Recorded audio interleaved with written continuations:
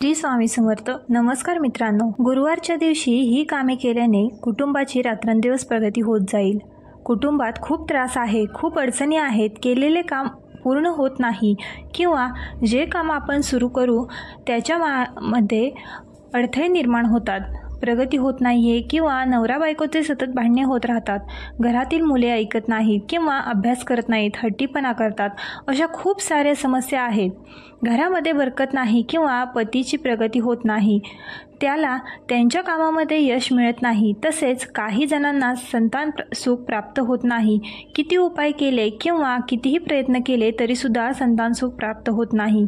किंवा काही जणांच्या डोक्यावरती खूप कर्ज आहे, ते कर्ज काही केल्या फिटत नाही, घरात पैसा टिकत नाही, घरात सुख समृद्धी नांदत नाही, घरात सकारात्मकता जाणवत नाही, घरामध्ये सतत नकारात्मकता जाणवते, अस्वस्थता जाणवते, आपल्यालाच घरात आपल्याला थांबू वाटत नाही, सतत भांडणे कलह कटकट होत राहते, अशा अनेक समस्या असतात.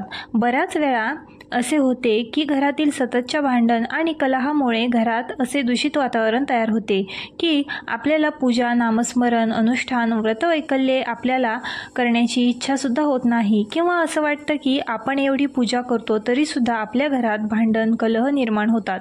त्यामुळे एक नकारात्मकता आपल्या मनात निर्माण होते. या सगळ्या अडचणींवर मात करण्यासाठी आपण अतिशय सोपे, साधे आणि अचूक उपाय आजच्या व्हिडिओमध्ये पाहणार आहोत. यासाठी तुम्हाला कोणतीही पूजा, पाठ, व्रतवैकल्य, अनुष्ठान करण्याची गरज नाही. तुम्ही हे उपाय प्रत्येक गुरुवारी करू शकता. यामुळे तुमचा बृहस्पती ग्रह हा मजबूत होतो. हे उपाय प्रत्येक गुरुवारी केल्यामुळे आपला गुरुग्रह मजबूत होतो. बृहस्पती देवांचा वार हा गुरुवार असल्यामुळे गुरुवारी केलेले जे उपाय असतात त्यांच्यामुळे आपल्या सर्व मनोकामना पूर्ण होतात.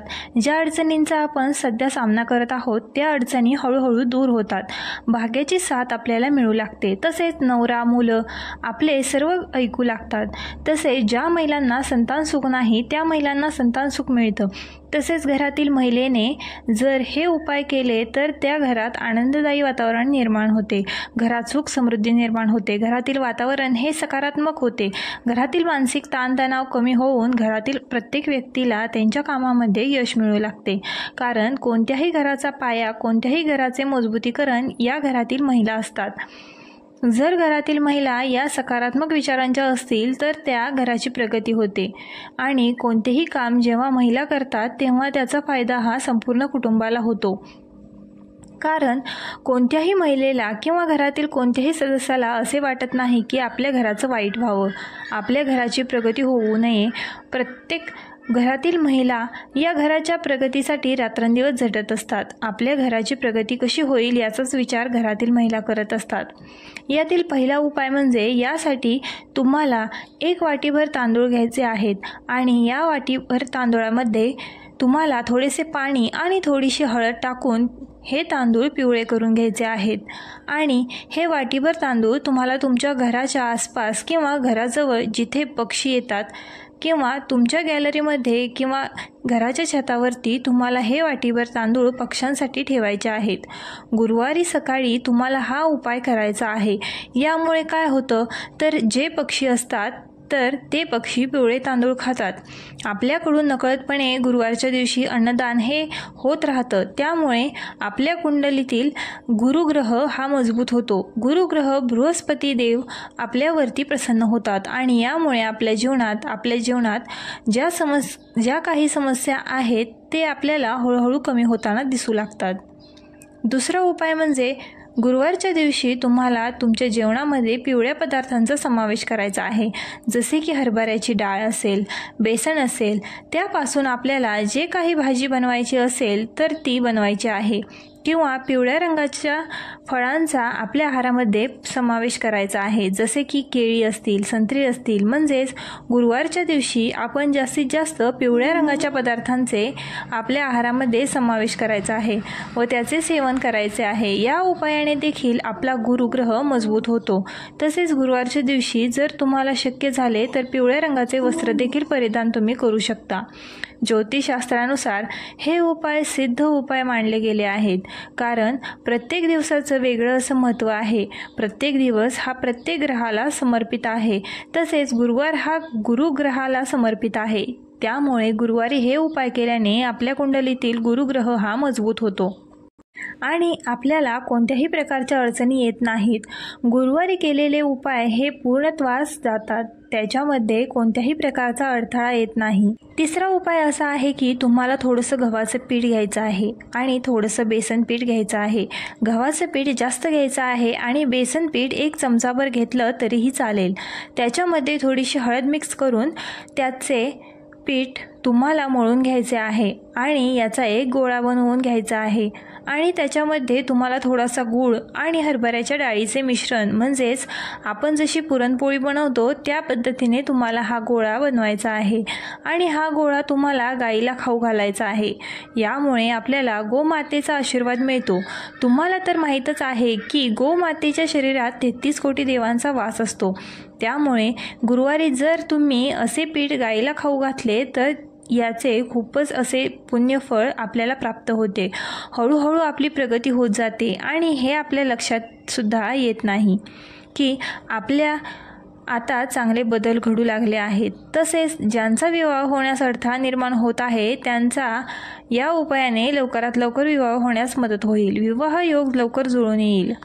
चौथा उपाय असा आहे की गुरुवारच्या दिवशी तुम्हाला अंघोळीच्या पाण्यामध्ये चिमूटभर हळद टाकायची आहे आणि या पाण्याने तुम्हाला अंघोळ करायची आहे. तसेच घरातील ज्या ज्येष्ठ व्यक्ती आहेत किंवा तुम्ही ज्यांना गुरु मानता त्यांना तुम्हाला गुरुवारच्या दिवशी आवर्जून नमस्कार करायचा आहे, ज्यांचे आशीर्वाद तुम्हाला घ्यायचे आहेत. यामुळे तुमच्या कुंडलीतील गुरुग्रह मजबूत होतो. तसेच घरातील महिलेने गुरुवारच्या दिवशी आपले केस कधीही धुवू नयेत. गुरुवारच्या दिवशी केस धुतल्याने आपला गुरुग्रह हा कमकुवत होतो. त्यामुळे गुरुवारच्या दिवशी केस कधीही धुवू नयेत. जर तुम्हाला खरोखरच गुरुवारच्या दिवशी केस धुणे आवश्यक असेल तर तुम्ही अंघोळीच्या पाण्यामध्ये थोडेसे कच्चे दूध टाकून आपले केस धुवू शकता. पाचवा उपाय असा आहे की गुरुवारच्या दिवशी तुम्हाला एका तांब्याच्या कलशामध्ये पाणी घेऊन त्यामध्ये तुम्हाला थोडेसे कच्चे दूध मिक्स करून तसेच त्यामध्ये थोडीशी चिमूटभर हळद देखील टाकायची आहे आणि हे पाणी तुम्हाला तुळशीला अर्पण करायचे आहे. यामुळे भगवान विष्णू आणि माता लक्ष्मी तुमच्यावरती प्रसन्न होतील आणि भगवान विष्णू आणि माता लक्ष्मीचा आशीर्वाद तुमच्यावरती कायम राहील. तसेच गुरुवारच्या दिवशी तुम्ही सूर्याला जेव्हा अर्घ्य देता तेव्हा त्या पाण्यामध्ये तुम्हाला थोडासा गूळ आणि थोडीशी हळद मिक्स करून या पाण्याने तुम्हाला सूर्यदेवाला अर्घ्य द्यायचा आहे. यामुळे सूर्यदेव देखील तुमच्यावरती प्रसन्न होतील आणि तुम्हाला चांगले आरोग्य देखील प्राप्त होईल. तसेच गुरुवारच्या दिवशी तुम्हाला केळीच्या झाडाची पूजा देखील करायची आहे.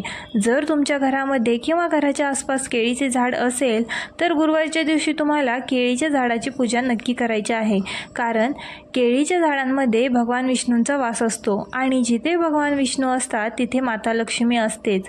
तसेच गुरुवारच्या दिवशी तुम्हाला केळीच्या झाडाला थोडी हळद मिक्स करून असे पाणी अर्पण करायचे आहे. त्यामुळे सुद्धा भगवान विष्णू आणि माता लक्ष्मी प्रसन्न होतात आणि त्यांचा आशीर्वाद आपल्यावरती कायम राहतो. घरात सुख समृद्धी राहते आणि ज्या काही अडचणी असतात त्या अडचणी हळूहळू कमी व्हायला सुरुवात होते. तसेच गुरुवारच्या दिवशी तुम्हाला थोडेसे हळद आणि चंदन मिक्स करून त्याचा टिळा आपल्या कपाळावरती लावायचा आहे. यामुळे सुद्धा भगवान विष्णू प्रसन्न होतात आणि गुरुग्रह हा मजबूत होतो. गुरुवारच्या दिवशी थोड्याशा पाण्यात हळद मिक्स करून हे पाणी तुम्हाला तुमच्या घरामध्ये शिंपडायचं आहे. यामुळे तुमच्या घरामध्ये जी काही नकारात्मकता आहे, जी काही निगेटिव्हिटी आहे, ती निगेटिव्हिटी नष्ट होऊन घरातील वातावरण हे सकारात्मक होते. तसेच तुम्ही गुरुवारच्या दिवशी थोडेसे गोमूत्र आणि थोडीशी हळद त्याचबरोबर थोडेसे चंदन घेऊन याचे लेपन तुम्ही घरातील मुख्य प्रवेशद्वाराच्या उंबऱ्यावरती करू शकता.